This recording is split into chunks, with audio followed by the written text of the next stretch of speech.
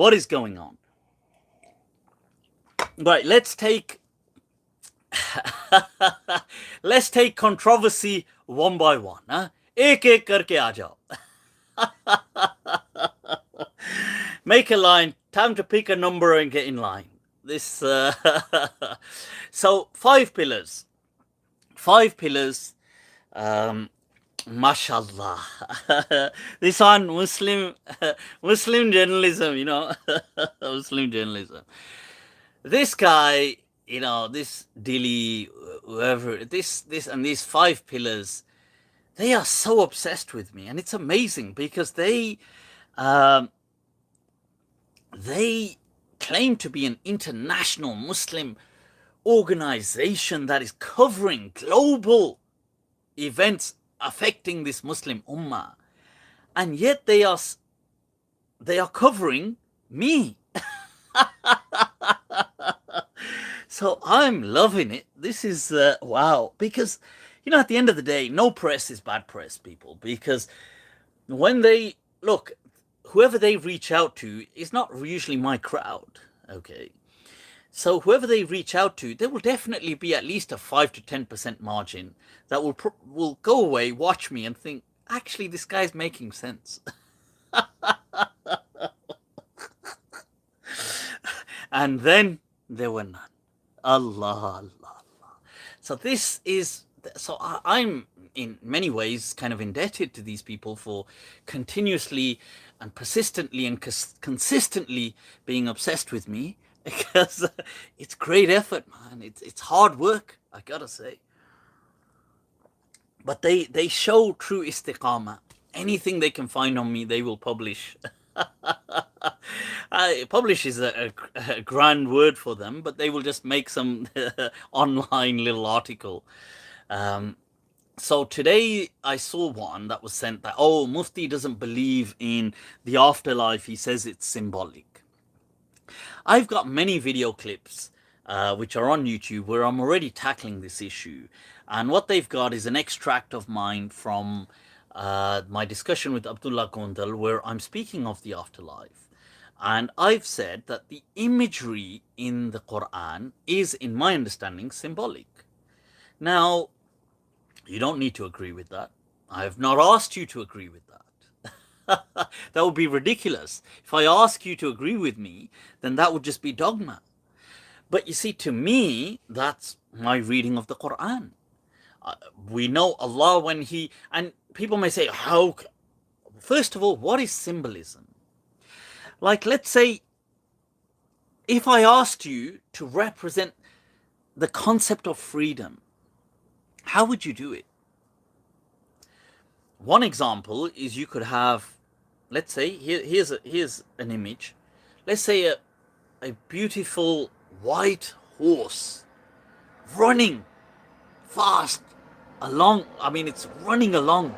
This often is a kind of a picturesque scene that is used to demonstrate freedom. It symbolizes freedom. A dove, white dove, is often used as symbolism for the concept of freedom. To me, the continuity that this dunya, life does not end here. There is continuity. That continuity is complex to explain. So this kind of imagery is simply symbolic. It is just to help certain people who would need it to get by. Otherwise, the Prophet himself said nobody can even conceptualize what the afterlife is about. So the Prophet said, وَمَا خَطَرَ بِبَالِ بَشَرٍ قَطْ. Not a single human could ever conceptualize. If you can't even conceptualize something, how can you express it in words? So, to me, the afterlife, the imagery in the Quran is symbolic. You may say, well, really? And then I will draw your attention to Allah describing himself in the Quran. And what is much greater than the afterlife is God himself. And God uses imagery. He uses symbolic imagery. Allahu nuru samawati wal ard. Allah is the light of the heavens and the earth. This is symbolism. This isn't literal.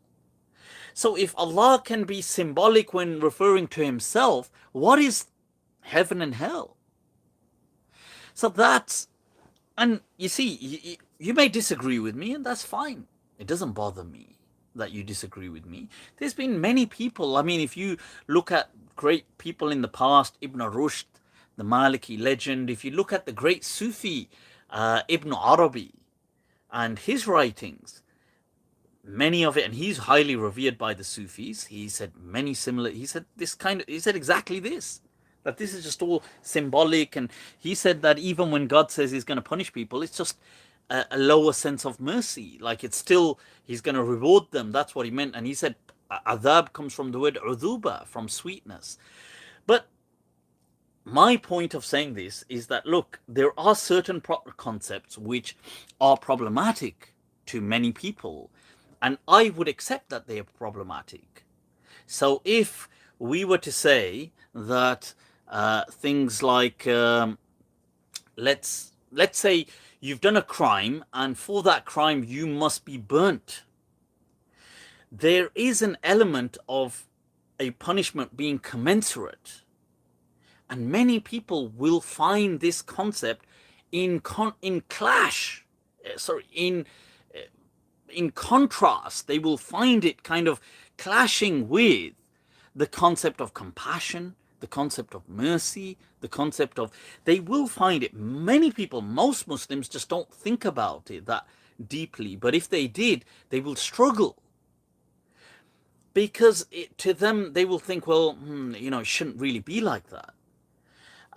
So this is why I've said, look, this is my reading of the Quran. I feel that this imagery was there, and it was there really for the people it was revealed to. And we are just an extension. So saying that the Quran is enticing men towards, let's say, shade. But if you lived in a cold part of the world, if you lived in Antarctica or the North, Arctic, or Alaska, I mean, telling you that heaven's going to have shade is not really appealing to you. Or telling you that, look, heaven is going to have rivers of milk. No, I mean, I don't think most men today in this part of the world find that appealing at all. In fact, I'm sure many people will find it quite the opposite. They don't want a river of honey. Like, I wouldn't want a river of honey. I wouldn't want a river of milk. But these kind of things were of appeal to when they were revealed. So it just used imagery that would resonate with the people. That's all. So, and you can disagree with that. That's fine. I'm not asking. And there's many people who will take this literally. There's others who will take it metaphorically, and others who will take it symbolically. And I've got, look, detailed videos on YouTube where I discuss this. You can watch that, and that's fine. But I think, what's shocking, what's interesting and amusing, and also depressing for, not as in depressing for me, but depressing to think about what other people are going through. People, that there are, what these people are trying to, I mean, miserably, obviously, if they're failing. I mean, it doesn't work with me.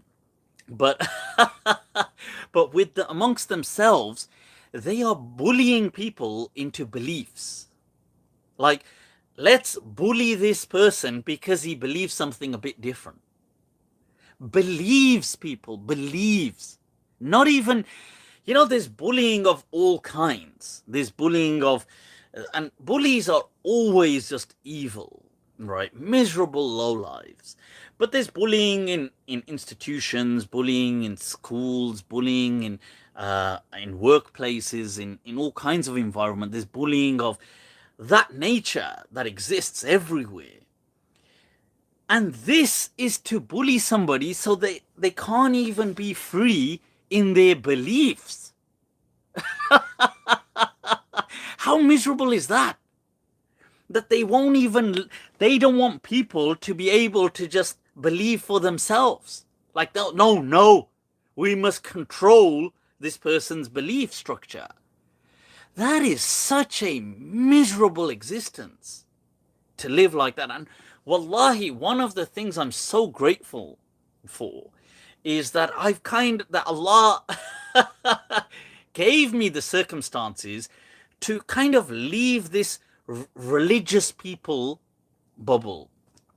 That I'm not really, I mean, I'm obviously, what I say impacts them and they have to respond to me and things like that. But my day-to-day life has nothing to do with like that religious people bubble at all. And I love it. Honestly, it is one of, if I could give you guys advice, those of you that are religious, gradually build expand this bubble and then burst it. And then just live your life. I mean, be true to your faith, but live it being true and genuine to yourself. Don't be in these bubbles of religious people are some of the most judgmental places to be trapped in. Honestly, I'm being honest about this.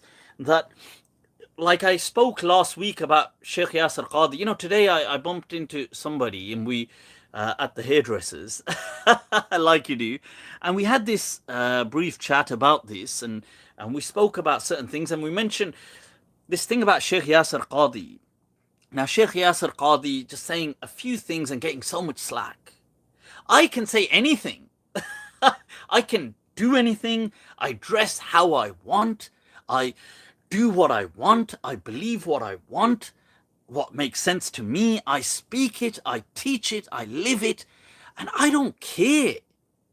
And what these people have to say does not bother me. And yet, in this way, with this attitude, Allah has granted me the love of so many people that they find solace in my words. That yet these people in these bubbles, they have to watch every word so carefully. Sheikh Yasir Qadi made a simple example of saying things like, oh, the Islamic world and the Islamic, that kind of institutionalized ways, like the Newtonian way, and today it's like we're in Einstein's world and we need to kind of upgrade our way of thinking. And he got so much slack, and he's probably going to have to justify what he said, and he's going to have to kind of like play gymnastics and explain because he's worried about the crowd. Forget that crap. Forget these people, man. You understand?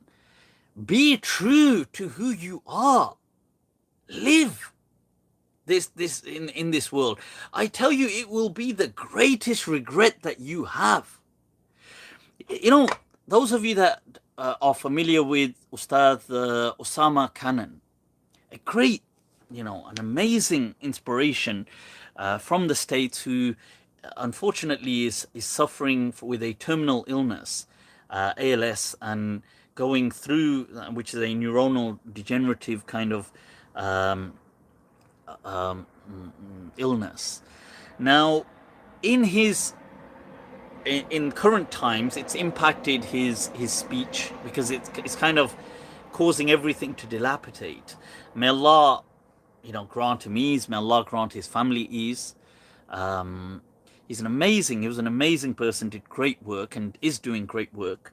Now, in this time when his speech and these things have been impeded, he's exploring. So he's still on social media. He's still kind of active and people write things up for him and things like that.